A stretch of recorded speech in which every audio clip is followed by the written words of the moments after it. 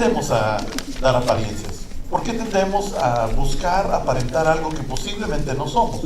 ¿Por qué buscamos la aceptación de las personas? Hay algo inherente en nosotros cuando nacemos. Nacemos con esta necesidad de pertenencia, de pertenecer, de sentirnos parte. Y normalmente queremos sentirnos parte de un grupo de personas, de un pedazo de la sociedad, en todo lugar donde estamos, sea en nuestro trabajo, en nuestra familia, en nuestra escuela, en nuestro medio ambiente, en nuestro entorno donde nos desarrollamos. Queremos sentirnos aceptados. De hecho, no solamente nos queremos quedar ahí, sino nos queremos sentir populares. No solamente aceptados, parte del grupo, sino resaltar en medio de este grupo. Y es que así Dios nos hizo. Dios nos hizo con la necesidad de pertenecer, la necesidad de comunidad. Sin embargo, en el camino, en algún momento de nuestra vida, hubo un cortocircuito ahí en nuestro corazón, en nuestro cerebro, y pensamos que podemos ser rechazados.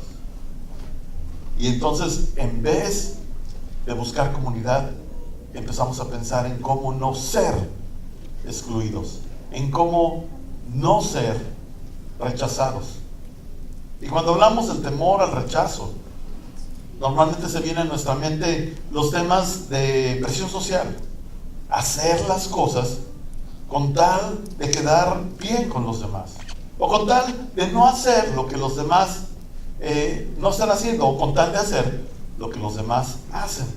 Pero la presión social es solamente la punta del iceberg sobre el temor al rechazo. Sí, si hacemos lo que los demás hacen y si hacemos lo que los demás esperan por temor a ser rechazados. Pero hay muchísimos más síntomas o muchos más tipos de temor al rechazo. Cuando sabemos que hemos ofendido a una persona, reconocemos nuestro error, pero tememos ser rechazados por esa persona y no nos atrevemos a ir a pedir perdón. Temor a ser rechazados. Todos tenemos áreas débiles en nuestra vida, pero preferimos encubrirlas, mantenerlas en secreto, aun cuando sabemos que no podemos superar esas áreas débiles, estas situaciones que constantemente nos hacen caer en lo mismo, en los malos hábitos. Preferimos tratarlos de mantener en secreto por temor a que las personas nos juzguen, que nos rechacen, que nos excluyan. En el matrimonio tememos a manifestar nuestro dolor, nuestra incomodidad en algún área relacional, emocional, inclusive en las áreas de la intimidad, por temor a ser rechazados, a ser incomprendidos. En cuestiones laborales, muchas veces el temor al rechazo nos hace no pedir un ascenso, nos hace no pedir un aumento de sueldo. Aquellos que son comerciantes, el temor al rechazo les hace no pedir la cuota o el precio o la venta justa y adecuada, simplemente por sentir temor al rechazo. Muchos temen ser rechazados por Dios. Piensan que porque su vida no ha sido la mejor vida, porque han lastimado a otras personas y porque han hecho cosas posiblemente indecibles, Dios jamás los pudiera aceptar. Y deciden no buscar a Dios por temer a ser rechazados. Muchas veces la timidez viene de un profundo temor a ser rechazados. Entonces permanezco callado, permanezco esquinado, con tal de que no me rechacen, mejor no hablo. Posiblemente pienses que si niegas el tener relaciones sexuales con tu novio, él ya no te quiere. Y nada más quiero hacer una pausa aquí. Si así es tu relación con tu novio, en realidad es que no te quiere. Esa persona lo único que quiere es tu cuerpo. La persona que te ama está dispuesta a esperarse hasta el día que te cases con él. Ese es amor. Si no puede esperar 1, 2, 3, 4 los años que sean, va a poderte esperar 30, 50 años el resto de tu vida de no engañarte con otra persona. Ahorita es el momento de mostrar autocontrol. Ahorita es el momento de mostrarte fidelidad respetándote. Pero tememos a ser rechazados. Aquellos que han sufrido una infidelidad abrazan un sentimiento de haber sido hechos a un lado, de haber sido rechazados, de haber sido los que no fueron los preferidos. de no haber sido suficientes y temen dar una segunda oportunidad por temor a volver a ser lastimados, por temor a volver a ser rechazados o por temor simplemente a no ser los escogidos de su pareja. Ese también es un tipo de temor de rechazo. Muchas personas están involucradas en relaciones destructivas, ya sea amigos, ya sea matrimonios, donde en vez de ser atesorados, en vez de ser levantados y empujados, son lastimados, inclusive golpeados o golpeadas, pero prefieren tolerar esas heridas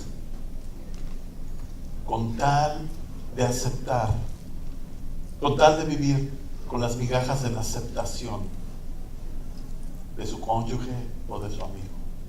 Me puede gritar y maltratar todos los días, pero con tal de que el domingo me lleve a comer y platique tantito con eso. Pero lo que no se dan cuenta es que viven en una vida con un temor al rechazo. ¿Y cuántas cosas están permitiendo? Por simplemente el temor, en vez de salir adelante, romper con esa relación, dejar de ser interdependiente y darse la oportunidad de vivir libre, de ser heridos y lastimados. El temor al rechazo pudiera tener en nuestras mentes otras definiciones como el temor a ser incomprendidos, el temor a ser lastimados, el temor a ser aislados, el temor a la animosidad de las personas. La animosidad es cuando las personas toman un mal ánimo hacia nosotros y buscan dañarnos. Estos son temores al rechazo. Y todos nacemos con la necesidad de pertenecer y a veces nos equivocamos y traducimos eso en un temor a no querer ser rechazados. El rey Salomón escribió un libro de consejos para su hijo. El rey Salomón se considera como una de las personas más sabias en la existencia del planeta, y ese libro que escribe para su hijo, un libro de consejos, lo conocemos en la Biblia como el libro de Proverbios. Y las primeras líneas de este libro le explican a su hijo por qué su papá, por qué Salomón escribió este libro. Y no lo van a encontrar en sus bosquejos, pero pueden escribir la cita bíblica, que es Proverbios capítulo 1, en los versos 2 al 4. Encontramos la razón por la cual Salomón escribe este libro. Y entonces le dice a su hijo, para aprender sabiduría y disciplina, para comprender discursos inteligentes, para adquirir instrucción y prudencia, honestidad, justicia y equidad, para volver sagaces a los inexpertos y dar a los jóvenes conocimiento y prudencia. Yo creo que todos necesitamos esto.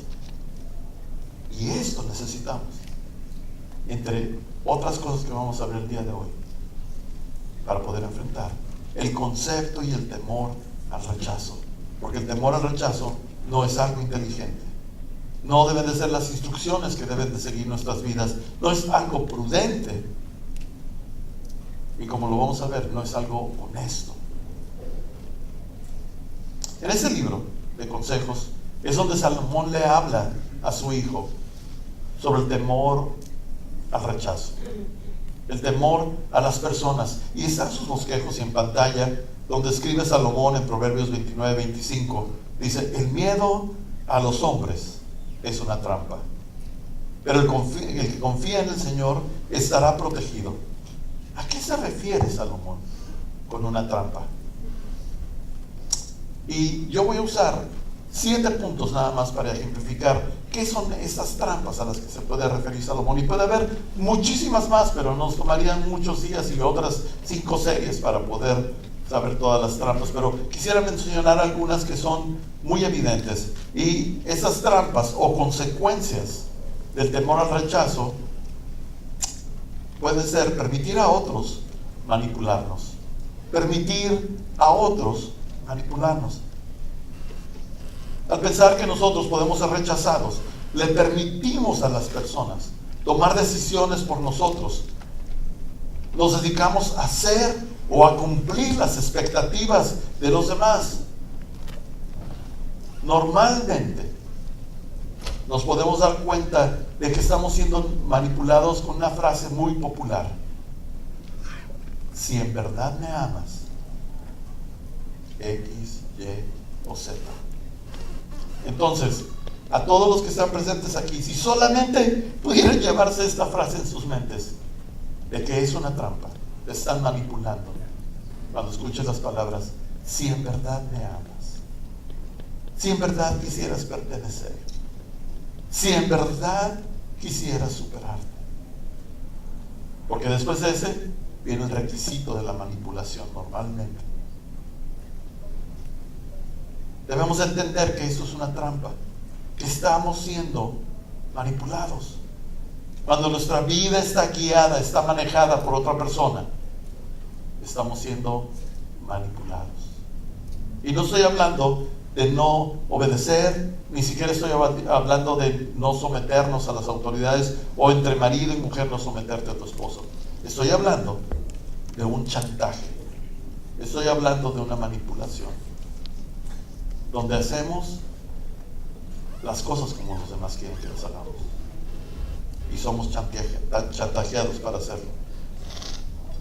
El segundo tipo de consecuencia, o el segundo tipo de trampa, es ceder a la presión social. Ceder a la presión social, y esa es la más conocida de todas, porque todos conocemos de qué se trata esa. La trampa de todos lo hacen, es la moda, y cedemos a la presión social para ser populares, para no ser diferentes. El tercero es la trampa de no decir la verdad, la trampa de no vivir en honestidad, porque si digo lo que pienso o trato de vivir de acuerdo a mi punto de vista, voy a ser rechazado.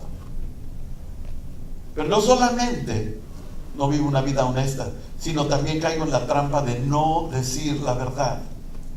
Es vivir diciendo mentiras, es vivir en apariencias. Aparentamos lo que no tenemos, aparentamos lo que no somos, aparentamos que nos gusta hacer lo que inclusive no queremos hacer, con tal de ser aceptados. Una de las consecuencias principales de caer en esta trampa es que tendemos a vivir en adeudamiento. ¿Por qué? Porque necesitamos aparentar. Entonces tengo que tener cierta ropa, tengo que tener cierto auto, tengo que tener ciertos zapatos y ciertas alhajas, y tengo que ir a comer a ciertos lugares, y tengo que hacer ciertas cosas, porque debo de caber, entrar en un círculo donde necesito sentirme que pertenezco. Y vivo diciendo mentiras, no con mi boca, sino con mi manera de vivir. Y atrás, un adeudamiento impresionante, que después en la vida nos va a alcanzar. La trampa también es que no podemos dar ni recibir amor.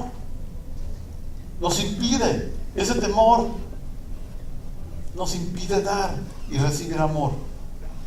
No damos amor porque tememos a ser rechazados. Tememos abrir nuestro corazón y manifestar nuestras emociones y exponernos, así nuestro corazón en carne viva, porque decimos, no hombre, si yo destapo todo lo que está aquí adentro, voy a ser vulnerable, me van a lastimar. Pero a la hora de no querer abrirme con eso, también vivo cerrado, y me cuesta trabajo recibir amor de otras personas, porque vivo una desconfianza de que me quieren manipular. La número 5 sería la trampa de vivir en timidez y en soledad, que ya hablamos un poquito de eso. Con tal de no ser rechazados, mejor no me expongo, mejor vivo aislado, mejor me quedo calladito, no expongo ni siquiera mi opinión, mis gustos, mi sueño, yo me dejo ir por los demás. Número 6, la trampa entonces nos lleva a vivir una depresión y una infelicidad. Como vivo tratando de no ser rechazados, como vivo tratando de satisfacer a todas las demás personas en mi vida, al final del día me veo frente al espejo y veo algo que no me gusta. Y me veo insatisfecho. Me veo incompleto. Me veo que cuando no estoy con las personas, hay un gran vacío en mí. Y son esas veces que nos sentamos frente al espejo y simplemente agachamos la mirada diciendo, y posiblemente no lo decimos con la boca, diciendo que solo me siento, qué triste me siento. Pero sí decimos, no sé qué es lo que me está pasando, qué es esto que me está sucediendo. Y a veces hasta con lágrimas abrazamos la almohada toda la noche. Y aquellos que hemos decidido tener una relación personal con Dios, a través del temor al rechazo, caemos en la trampa de no compartir de nuestra fe en Cristo. Por temor a ser rechazados, no solamente no hablo con mi boca de mi relación con Dios, sino también mi vida no habla de mi relación con Dios, porque vivo mi vida de acuerdo a lo que la gente dice y no les permito ver mi relación con Dios. Y entre paréntesis, yo quiero decirte que muchísima gente que no tiene la oportunidad que tenemos los que estamos en este auditorio de ser expuestos y de posiblemente leer las palabras de Dios en la Biblia, esas personas no tienen una Biblia, no, posiblemente ni siquiera se han parado en una iglesia alguna vez en su vida, y la única Biblia que van a leer en su vida, a lo mejor la única oportunidad que van a tener de leer las palabras de Dios es a través de tu manera de vivir. Si tú vives y reflejas en tu vida la palabra de Dios. Pero el temor al rechazo nos evita vivir este tipo de vida, y es una trampa a cualquier nivel. El rechazo es una trampa, y todas las trampas, no hay trampa en este planeta que un cazador ponga que sea para hacerle un bien a su presa. Todas las trampas tienen como fin destrucción, y la Biblia está llena de ejemplos de personas que tenían temor al rechazo. Tenemos el ejemplo de un rey que se llamó Saúl, y Saúl iba a ir a guerra, pero siempre en las guerras Dios les había indicado que el sacerdote, en ese caso era el profeta, que tenía que llegar y hacer una oración y orar por todo el ejército y hacer un sacrificio de un animalito, y entonces ya se iban a la guerra. Y el ejército y el rey tenían la obligación, la ordenanza de esperarse a que llegara este hombre. Pero el rey Saúl, en su desesperación, un día está ante la guerra y ve la presión del ejército, la presión de sus enemigos, y empieza a sentir la presión social y decide no esperar. Y decide él tomar el lugar del sacerdote, tomar el lugar del profeta y hacer la oración, sacrificar al animalito y luego irse a la guerra, cuando era algo que él no debía hacer. Y entonces encontramos el final de la historia ahí en sus bosquejos, en la historia precisamente en el libro de Samuel, que es el nombre del profeta que habla con Saúl, y le dice, pero Samuel le reclamó, ¿qué has hecho? Lo impresionante es lo que le responde Saúl, y le dice, pues como vi que la gente se desbandaba, que tú no llegabas en el plazo indicado, y que los filisteos, o sea, sus enemigos, se habían juntado ya en Micmas, pensé, los filisteos ya están por atacarme en Gilgal, y ni siquiera he implorado la ayuda del Señor. Por eso me atreví, para superar este temor a ser rechazados. Cuando ya nos damos cuenta que no nada más es el temor a la presión social, que no es esa trampa únicamente, sino podemos descubrir que en nuestro corazón debemos ser rechazados en tantas áreas de nuestra vida. ¿Cómo pues podemos encontrar una solución? Y en realidad la solución es muy, muy, muy sencilla, muy clara, que nos da las instrucciones la Biblia, pero muy difícil de aplicar. Requiere carácter de decisión. Y son tres cosas las que tenemos que hacer. La primera es poner a Dios primero. La segunda es poner a la gente en su lugar. Y la tercera es ponerme a mí mismo en el lugar que debo de tomar. Y ahorita las vamos a describir, cada una de ellas. Entonces la primera es poner a Dios primero. Poner a Dios en primer lugar en mi vida. La Biblia dice ahí en sus bosquejos, escribe David en el Salmo 27:1 y dice: el Señor es mi luz y mi salvación. Entonces, ¿por qué habría de temer? Casi nada más le faltaba decir: ¿por qué habría de temer lo que la gente diga? ¿Por qué habría de temer lo que la gente opina? ¿Por qué habría de temer a ser rechazado? Pero se queda diciendo: ¿por qué habría de temer? Y luego vuelve a decir: el Señor es mi fortaleza y me protege del peligro. Entonces, ¿por qué habría de temblar? Hay 4 cosas que nos dice este verso de lo que Dios debe de ser para nosotros. Cuando ponemos a Dios en primer lugar en nuestras vidas, son 4 las cosas que Dios quiere hacer en nuestras vidas. Número 1, quiere iluminarnos. Y eso no está en sus bosquejos, lo pueden escribir. Número 2, o subrayar la palabra ahí en la cita bíblica: ser mi luz. Número 2, quiere salvarnos. Número 3, quiere fortalecernos. Y número 4, quiere protegernos. Sobre iluminarnos, Él quiere ser nuestra luz. Cuando hay luz en un cuarto, pues podemos caminar con confianza. Cuando vamos de paseo al bosque o a acampar y se hace de noche, todos queremos tener una luz para saber por dónde venimos caminando. ¡Qué horrible! Yo creo que todos han vivido la gran desgracia de levantarse de la cama en la noche y porque no hay luz se dan en el dedito. Horrible, no, es horrible. Yo creo que me he fracturado el dedito un par de veces. Por lo menos me he reventado la uña. Porque imagínense dar un paso con 100 kilos. Ese dedito, pobrecito. Entonces, dice mi esposa que ya me hice viejito. Porque no camino si no me pongo las chanclas o las pantuflas, ¿no? Digo, de perdida, la suela de la pantufla patea primero antes que yo. Pero qué horrible es caminar en oscuras. Cuando nosotros caminamos así, sin Dios en la vida, no sabemos cómo hacer la vida. No sabemos cómo caminar. Casi andamos a tientas en la vida. Dios no quiere que estemos así. Y Él nos dice: yo quiero ser la luz para que tú sepas cómo caminar. El rey David habla de esto. Y él dice: tus palabras es como lámpara en mis pies, como una lumbrera en mi camino. Eso ustedes lo pueden encontrar en los escritos de David en el libro de Salmos.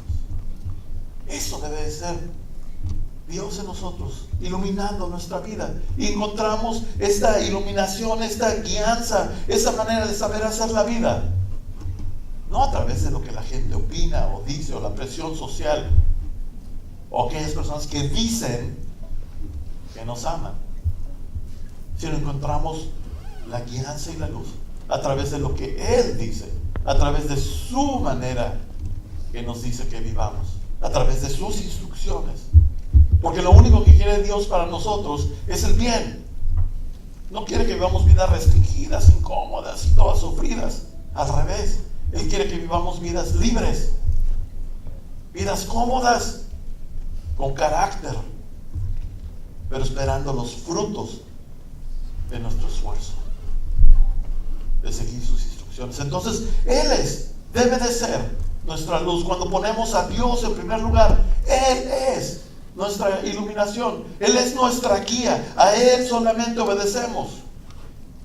Pero también Él es nuestra salvación, y no solamente nos ha salvado de pagar el pecado por nosotros, de pagar el precio de nuestros errores, sino a través de su palabra Él nos quiere salvar de sufrimiento, nos quiere salvar de cometer errores y de ser lastimados y de ser expuestos. Él nos quiere salvar de malos momentos, de malas experiencias. Pero hay algo más, algo que es sobrenatural en Dios, y es cuando Dios habita en nuestro interior, porque Él nos ofrece fortaleza, la fortaleza que no tenemos para resistirnos a los chantajes, la fortaleza que no tenemos para resistirnos a nuestros temores, la fortaleza que no tenemos en nuestro estado natural.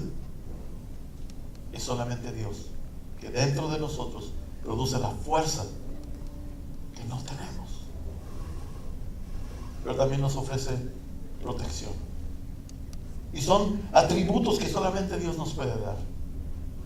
No vivimos vidas desobligadas, ni vidas sin atención de lo que hacemos y lo que decimos, pero sí vivimos vidas seguras, porque sabemos que Dios está con nosotros.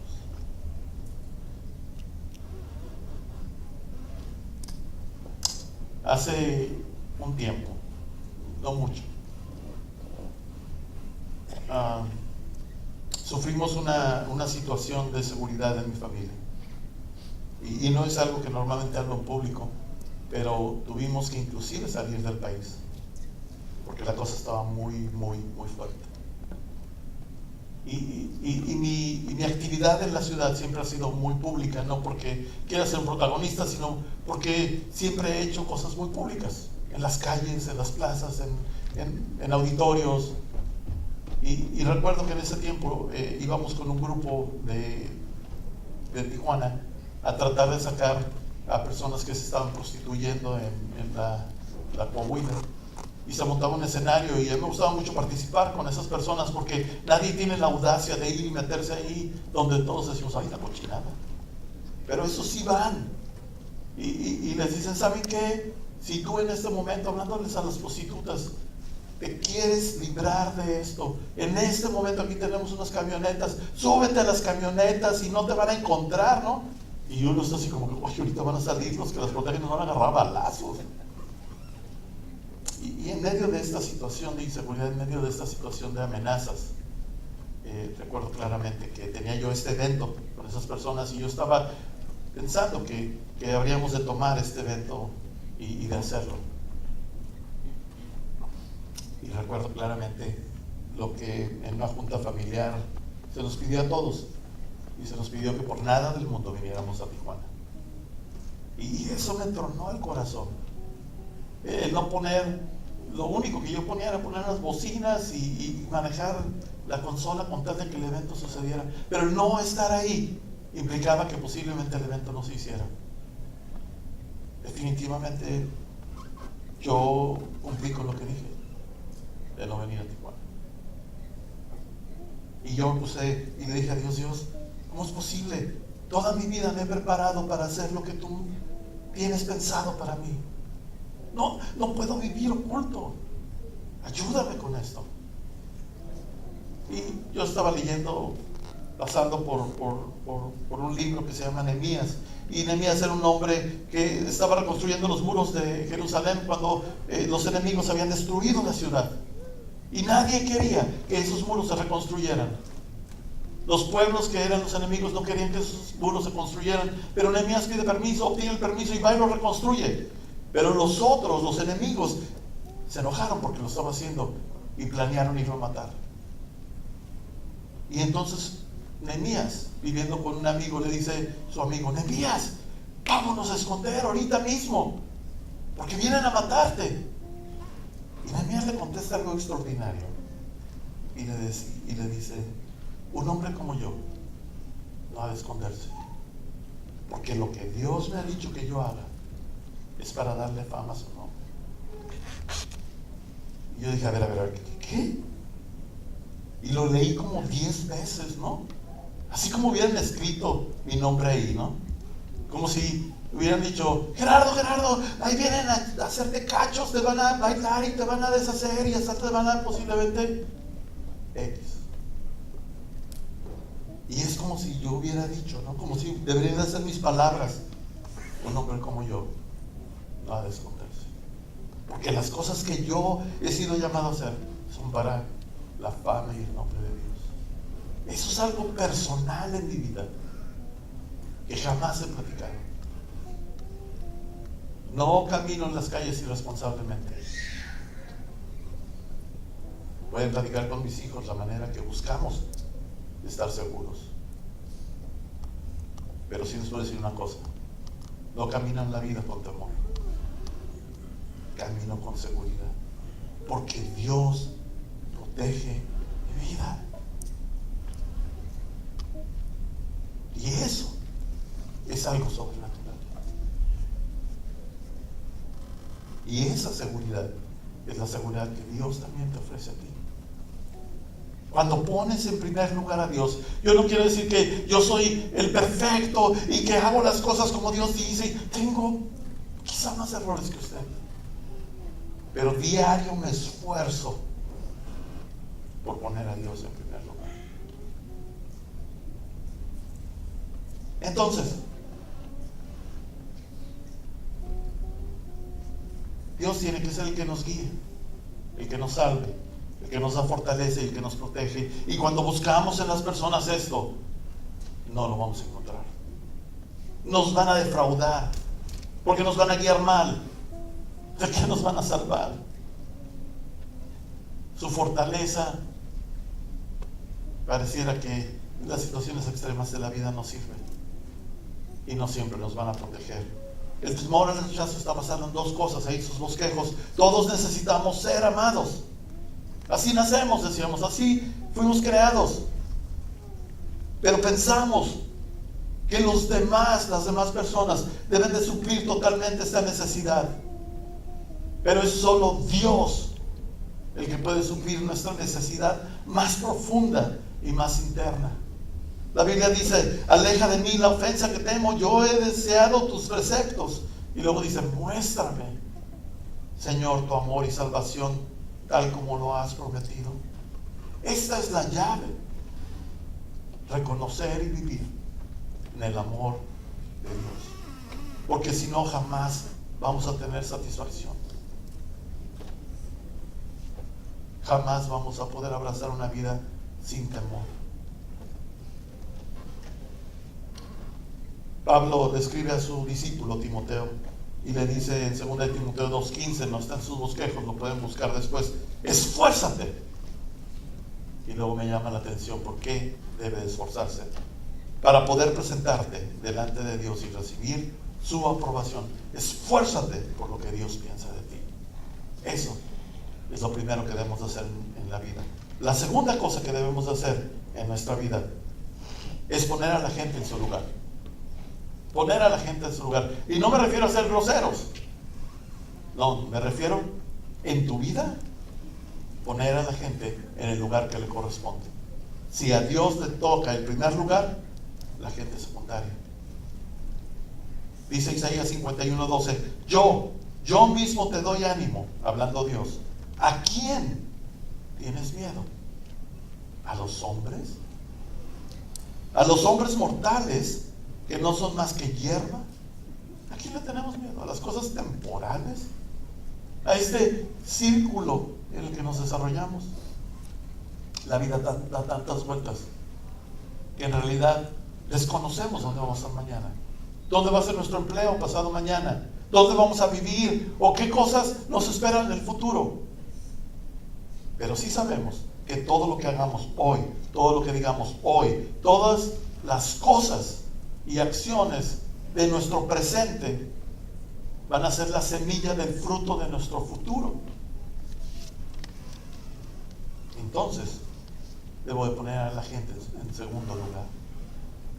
Dios es primer lugar, la gente es secundaria. Yo no puedo vivir bajo algo temporal, sino debo de vivir con la meta en la mente. ¿Hacia dónde me dirijo y qué frutos quiero tener en la vida? Posiblemente lo que la gente diga o el rechazo de la gente siempre nos va a afectar. Siempre. Somos humanos, tenemos emociones, tenemos sentimientos. Siempre nos va a afectar lo que la gente diga. Pero ¿sabe una cosa? Es su decisión si lo que la gente diga va a manejar su vida. Nos va a afectar, pero tenemos que tomar la determinación de que no nos va a gobernar ni va a manipular nuestras vidas. La opción, debe decir en sus bosquejos, es nuestra: agradar a las personas o agradar a Dios. Dice la Biblia en Gálatas 1:10: yo no busco la aprobación de los hombres, sino la aprobación de Dios. No busco quedar bien con los hombres, Si yo quisiera quedar bien con los hombres, ya no sería un siervo de Cristo. Eso es lo que dice Pablo. ¿Cuántos de nosotros pudiéramos verdaderamente decir, yo no busco quedar bien con los hombres? No por grosero, sino yo busco quedar bien con Dios. La verdad es que no necesito la aprobación de las personas para sentirme bien de mí mismo. Es una mentira pensar que necesito la aprobación de los demás para sentirme satisfecho y sentirme bien conmigo mismo. La Biblia dice, si Dios está a mi favor, ¿quién podrá ponerse en nuestra contra? Entonces, la gente debe tener segundo lugar en mi vida. Muchas veces hemos dicho aquí que nuestra vida tiene que ser vivida solamente para agradar a uno, y eso es a Dios. Nada nos debe detener. Él debe de ser, nuevamente, se lo repito, nuestra salvación, nuestra guía, nuestra fortaleza y nuestra protección. Y número 3, yo debo de tomar mi lugar. Yo mismo me debo de poner en mi lugar. Y es que si no tomo mi lugar y permanezco tomando el lugar del temor, de ser una persona manipulada, gobernada por las trampas del temor de no ser rechazado, entonces no puedo vivir una vida genuina y por tanto no puedo ver por el dolor de los demás, porque inclusive acercarme a ver el dolor de los demás y tratar de traer consuelo me hace pensar que esa persona me puede rechazar. Y por ese temor no me acerco. Me veo como una bacteria que no pudiera ayudar a nadie. Y nos perdemos la oportunidad de servir a las personas en necesidad. El antídoto es aceptar lo que Dios dice de nosotros. Usted y yo debemos de aceptar lo que Dios dice de nosotros para encontrar nuestro lugar y ponernos en ese lugar y afirmarnos en ese lugar. Y cuando aceptamos lo que Dios dice de nosotros, entonces nuestra perspectiva de la vida puede cambiar. Y lo primero que debemos aceptar es que fui creado por Dios. ¿Sabes? Tú no eres una casualidad. Tú no eres un accidente. No importa la manera en que hayas nacido. A lo mejor tú dices, no, es que yo no fui un hijo planeado, fui un hijo abandonado, o fui un huérfano, lo que sea. Yo quiero decirte el día de hoy que tú no eres un accidente para Dios.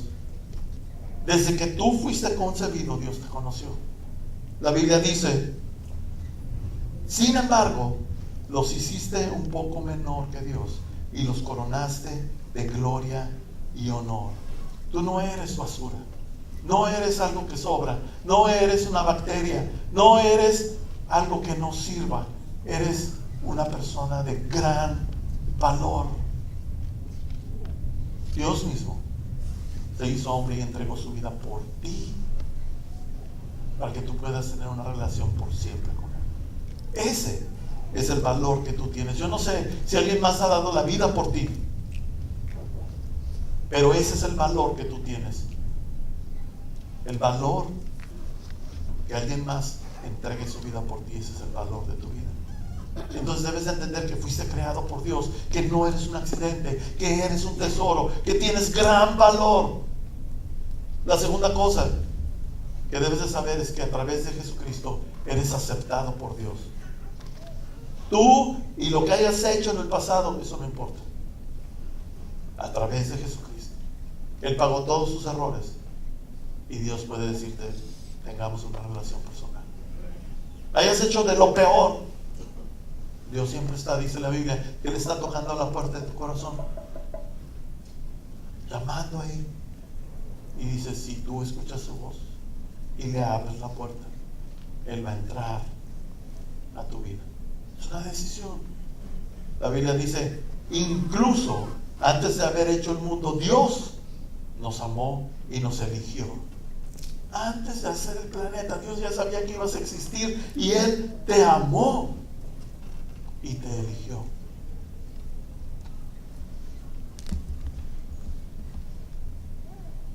Siguiente punto es que si Dios dice que estoy bien, estoy bien. No importa lo que la gente diga. Si Dios dice que estoy bien, estoy bien. Y nuevamente la pregunta es, ¿cuál es tu parámetro? ¿Lo que los demás digan o lo que Dios dice? Tomar mi lugar es ponerme y decir, si Dios dice que eso está bien, está bien. Ese es nuestro parámetro. Segunda de Corintios, Pablo escribe diciendo, cuando la gente se alaba a sí misma, ese elogio no sirve de mucho. Lo importante es que los elogios provengan del Señor. Lo importante es lo que Dios dice de ti. Ese es nuestro parámetro. Si Dios dice que estoy bien, estoy bien. Y el último punto de sus bosquejos es que no importa quién me rechace, Dios nunca me va a rechazar. Yo siempre voy a encontrar aceptación en Dios, amor en Dios, consuelo en Dios, restauración en Dios. Dios nunca está pensando como esa imagen que tenemos nosotros de posiblemente un papá malo, ¿no? Que está esperándonos atrás de la puerta porque llegamos tarde a casa y ponemos una garrotiza.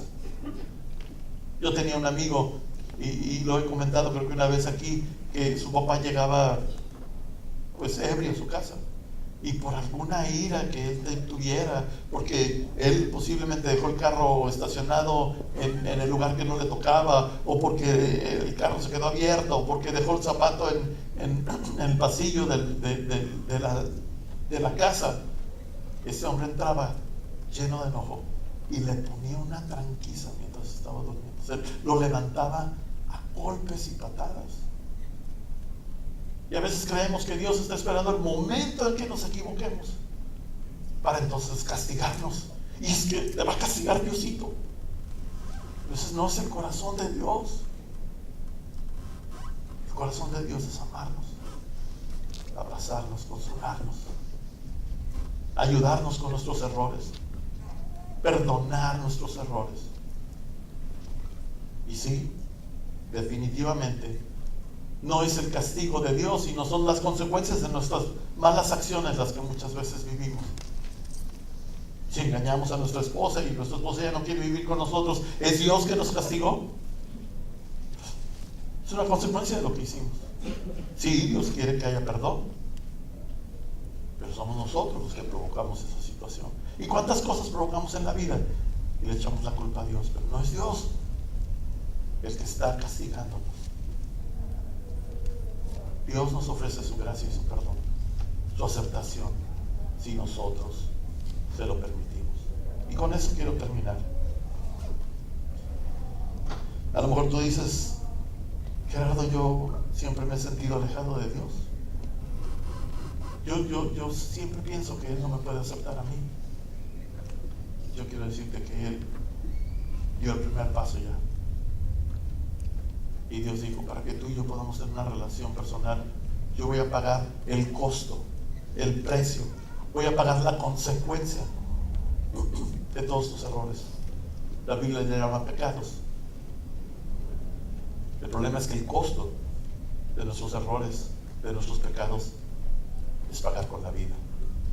Y tú y yo no tenemos que pagar con nuestra vida, porque fue Cristo que dijo, yo voy a pagar con mi vida y tomar tu lugar. Solamente para que tú y yo pudiéramos tener una relación con Dios. Siendo Cristo Dios que se hizo hombre, Él dice, yo muero por ti, en tu lugar, y tengamos una relación personal. Y como les decía, Él está tocando a la puerta de tu corazón. Quizá esta es la vez más clara que te lo pueda decir, que Él está tocando en la puerta de tu corazón y te dice, oye, yo quisiera entrar a tu vida.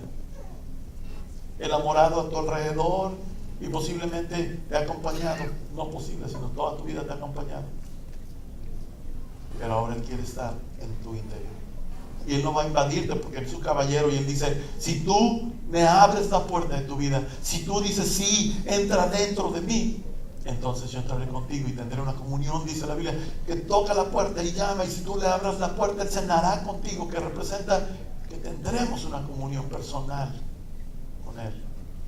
Si tú quieres esto, lo único que tienes que decirle, yo quiero esto, Dios. Acepto que tú pagaste por mí el precio de mis errores. Ven y mora en mi interior.